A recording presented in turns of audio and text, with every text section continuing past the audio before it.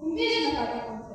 O'lgan tuman boshliqlari. Shundan 10 nafargacha o'g'il viloyat boshlig'i. Bizning o'quvchilar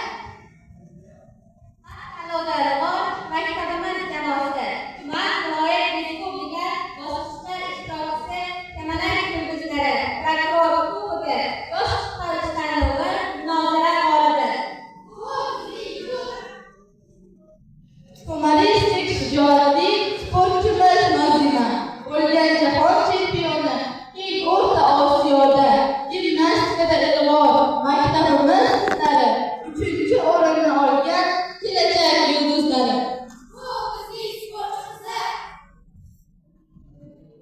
Maktabda bor 150 o'quvchi. Ularning toifasi 1 va 2.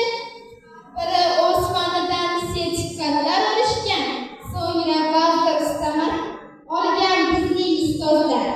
Bu bizning o'quvchilar. Maktabimda bor jami 1400 o'quvchi. Shundan 13 nafari xalqaro sertifikatni tarixdan oldin 4 ta, ona tilidan 5 ta, inglizdan 6 ta, 25 ta. Sizga aytsam shundagi o'quvchilar juda ko'p. Qay birini aytayin, vaqtimiz ham yo'q. Bu bizning yoshlar. 2+1 loyihasi maktabimizda bordir. 2 kasb va koreys tili bizlarda o'tiladi. Jaloliddin Manguberdi tanlovi g'olibimiz. Tumanda 1, viloyatda 2 o'rinlarni olganmiz. Bu bizning g'alaba. Maktabimiz tarifi ko'p, yutuqlar sanog'i yo'q. Eng saralari to'p, sertifikatlar soni ko'p. Zamonaviy maktab loyihasi. Hatto o'tgan yili boshlangan Turon teatr tanlovi. Bu tanlovlarda qatnashib, faxrli o'rin oldik. Maktabimiz sha'nini yuksaklarga ko'tardik. Bu bizning maktab.